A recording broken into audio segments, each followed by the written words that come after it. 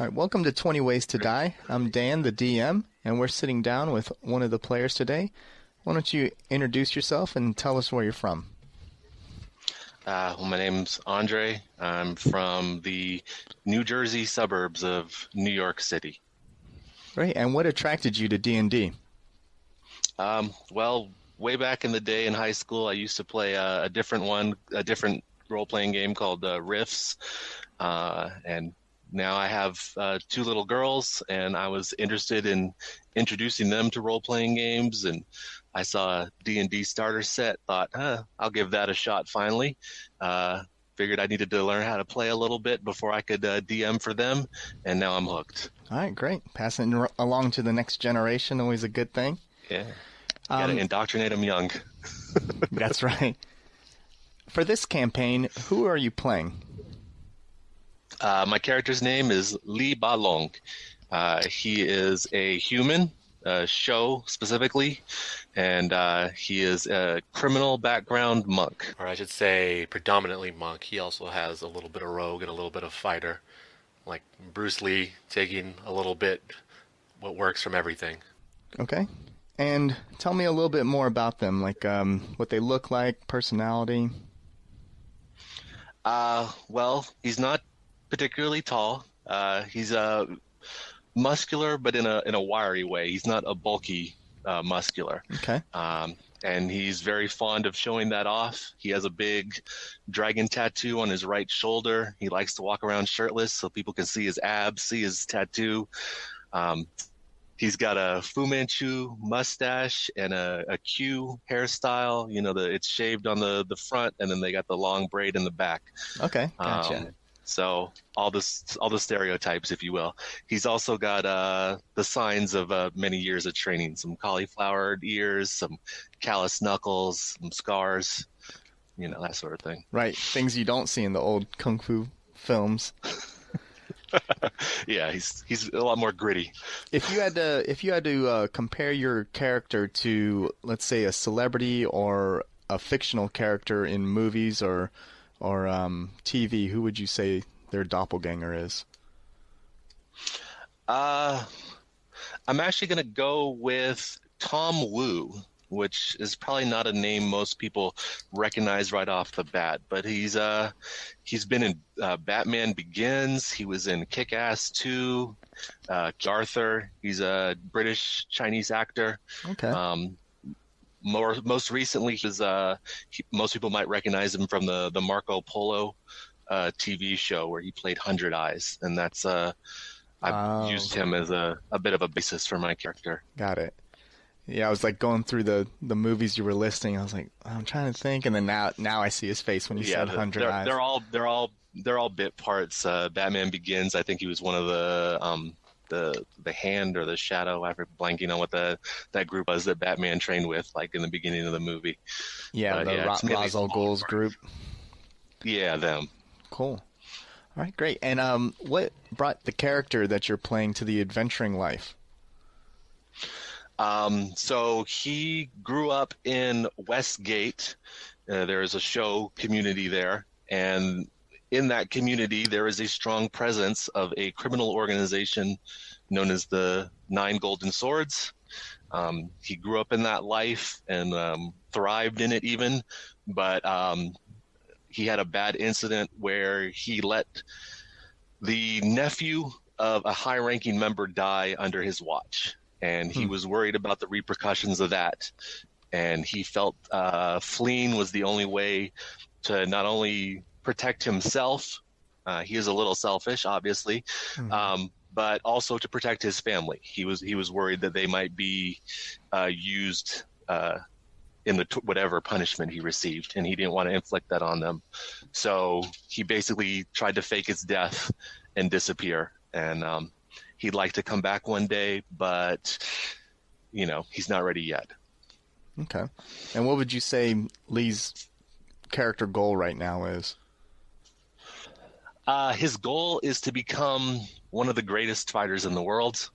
He was already on that track with the Nine Golden Swords. That's been a lifetime goal. I would say specifically what he hopes to get out of adventuring is enough gold and enough fame that he can go back to Westgate and potentially challenge that elder whose nephew he let die, and potentially challenge him for his spot and take over and basically earn his redemption in that way. Okay. What is your favorite moment or moments so far as a player in this game? By far, the biggest one would have to be when Lee took the dragon eggs that we found in the hatchery that the cult was growing dragon eggs. Mm-hmm. When we cleared out that place, we took the eggs with us to El Terrell. We tried to sort of sell them off to the monk and the I forget what the other guy's name was, but the good guys. Anthar and Leosin. Yeah, Anthar, that was his name. Okay. So we tried to get them to give us a small fee for them. They were a little cheap, and Lee decided to go back to his criminal ways. He found the bad part of town and got them sold off for a much higher return for him and his party. So that was great. That was a epitome of Lee, doing something questionable, but at the same time doing it to help him and his team succeed. Right. And I'll throw out a second one. There was a point in the roadhouse where the party was talking to two stable hands. One of them was a little cocky. He thought he was pretty cool himself, and Lee just basically tore him to shreds, insulting his mother and all sorts of things. And that was pure Lee. And to be clear, these were like pre-pubescent teenage boys, the stable hands. I mean, somewhere around that range, yeah. But I mean, they tried to tell Lee he wasn't the shit, so he had to put him in his place. Fair enough. And to quote, what was it, Die Hard 2, to paraphrase it, Lee's an asshole, but he's your kind of asshole. So they're gonna be a new that's what I'm going catchphrase. Yeah.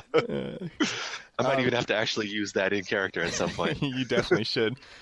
So how would you say the campaign so far, and now that you guys are kind of nearing the end of Horde of the Dragon Queen, how has it affected your character? What kind of changes has happened to him, both in game and possibly out of game? Out of game, he's gone on a totally different track than I anticipated.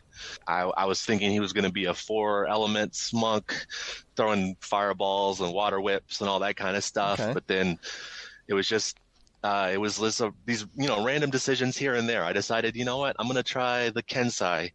Maybe he wasn't an airbender. He was an old school, like Crouching Tiger, Hidden Dragon style monk. Right. And then ever since that I made that snap decision, it's taken me on a whole different path on how I wanted to play him in terms of what he was going to try to achieve class wise, abilities wise, all those kind of things. And would you say that these changes would you say these changes came about because of your adjustments to the game, your fellow players, or maybe something that you decided to play him differently?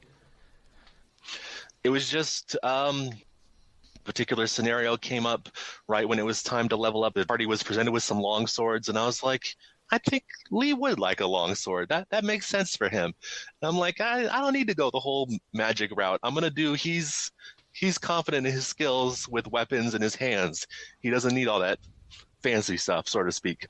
Okay. Even though I'm becoming more and more reliant on Stunning Strike, but that's what you're supposed to do when you're a monk. It's an awesome ability for sure. And then the character himself, I feel like maybe he's gotten a touch less selfish. Not really. He's still, stealing away loot whenever he can to keep it for himself rather than share. But he's thinking about the greater good a little bit and not just what'll make him the most money. Because otherwise, he probably would have joined the cult. But you can't have that. Yeah, I guess it'd make for a short campaign or a totally different one.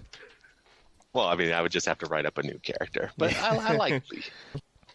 All right, is there anything else you would like to say to the viewers or listeners at home?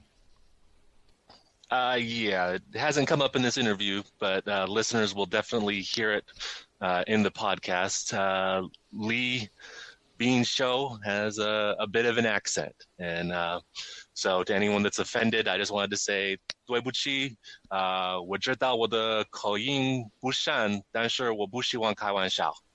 So it's coming from a good place, even if it's not that high quality. All right, duly noted. All right, well, that concludes our interview today with Andre, and we're almost at 1 million followers. And again, I just wanted to thank all the Patreon people who donate to that. It's been really great. My private jet has to get fuel somehow, so keep it up. Yeah. I mean, wait a minute. Where's my cut?